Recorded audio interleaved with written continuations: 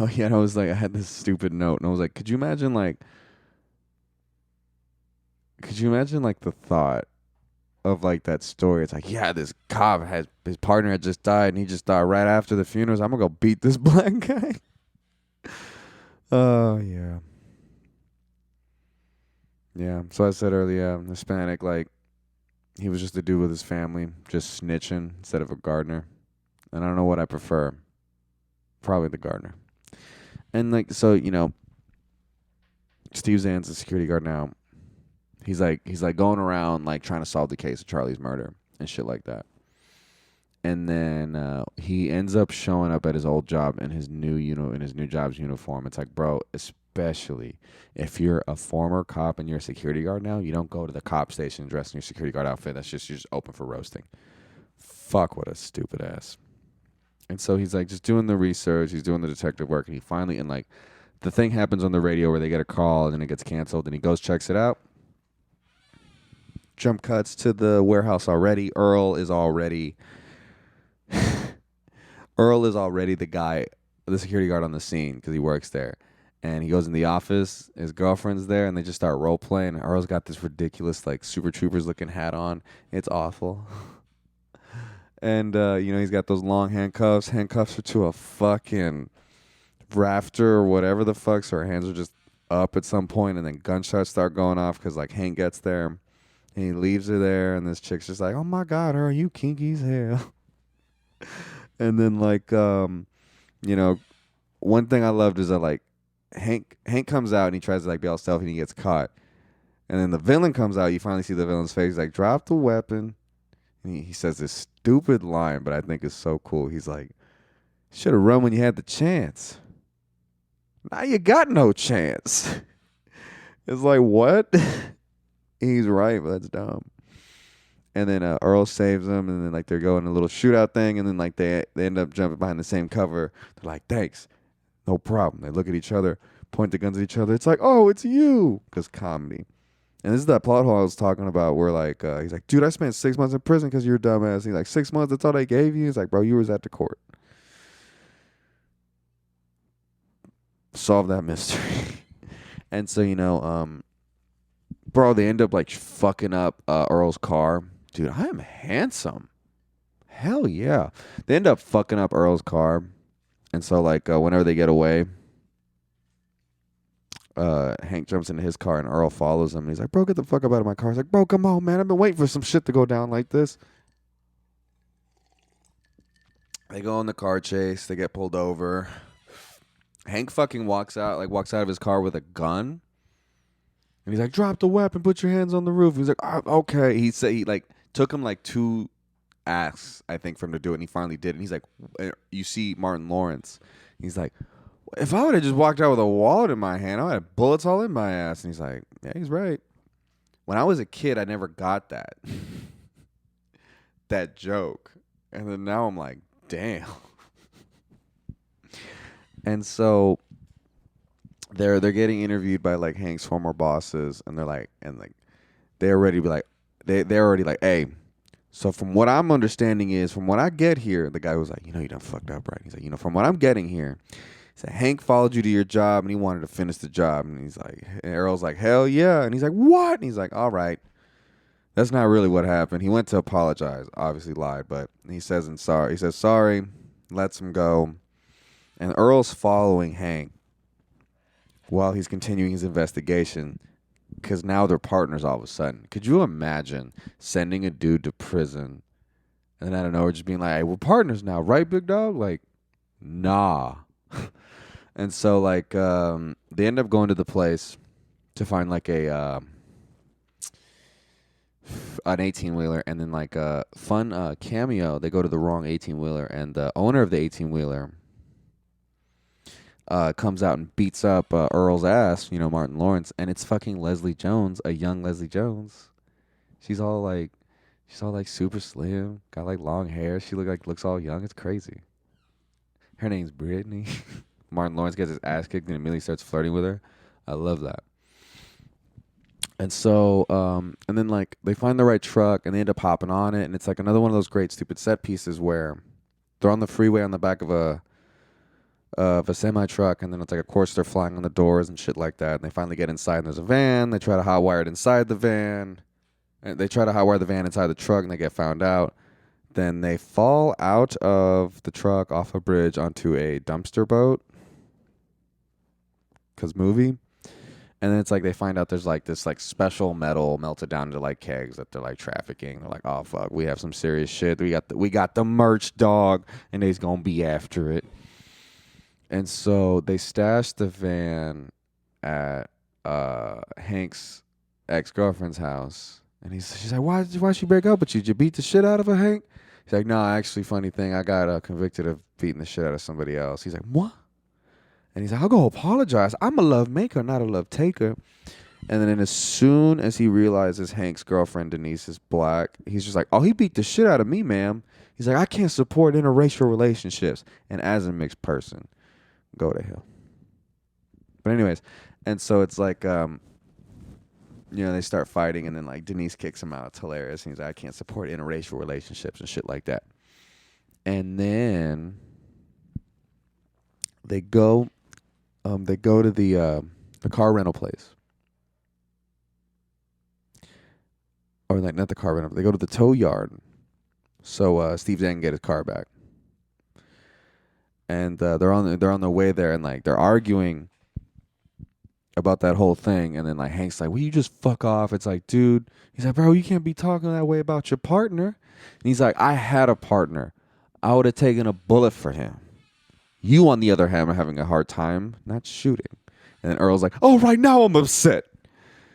And then and then she's getting all up in Hank's face, and Hank just like punches him right in the mouth. And he's like, now you can tell people I hit you. Which, I mean, you slammed him against the car. It technically counts as hitting him, but I get what you mean.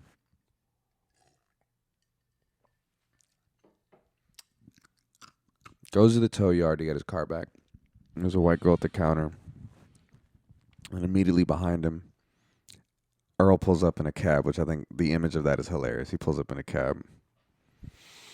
And then like, he's like, oh, okay. Okay, I got some in my teeth, huh? You know what that was, Hank?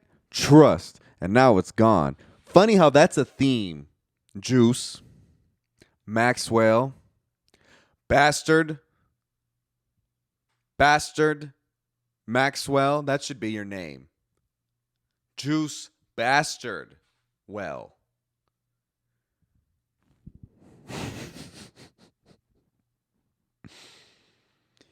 What's funny is like those times I was doing sets, these last few times, Juice missed my set every time. I didn't, it's funny how like when you break up with someone, you think everything's good in the moment, but then like once you break up and you look back on it, you realize it was all just lies and pain. And that's all this is, Juice Max. Well, I'm coming for you. This shit ain't over. And so like they're arguing at the tow place.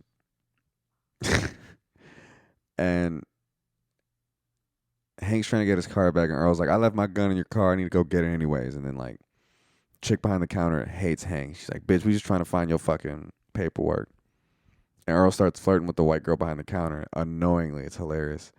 He's like, what was that thing about interracial couples you were saying? It's like, I only have a problem with the man who's white. And I'm like, I'm not white, so like I feel what you're saying now, Earl. So like he goes to get his gun out of Hank's car, and then all of a sudden the bitch snitches. She hides behind like her like desk, and the cops show up out of nowhere. So I'm like, damn, bro, everyone's snitching in this movie. Hank like surrenders. He's about to surrender, and all of a sudden another cop car pulls up, and it's Earl. He's like, don't surrender, get in. And they get in, have another badass chase. He's like, thanks for that. Then Earl punches him in the mouth, for payback. And they're going on this crazy chase. They're driving on top of cars, about to make this huge jump. And Martin Lawrence says one of my favorite lines. He's like, chill, Hank. He's like, he's trying to, what's up, Ziggy? He's trying to make the jump, and Hank's like freaking out. He's like, chill, Hank. I'm blessed. Bro, I'm going to trust anything a man says. Chill, bro. I'm blessed. Make the jump. They cry. They make it into like a car wash, and they're hiding in the fucking. They're hiding in a car wash, they're hiding in the cop car, getting it washed, and then like they're in the cop car and they're doing the research on themselves to see why the cops are even after them, and they're in trouble for what they did on the semi truck, and then they realize, hey, like they wouldn't have never No one would have ever seen us and called the cops specifically on us because there's no way they would have identified us. And the guys who were giving us shit, or like the guys we were fucking with, and so like they wouldn't call that in, obviously, because they're criminals. And so they're like, oh, that means there's a dirty cop. And that's exactly what that means. There's a dirty cop. And so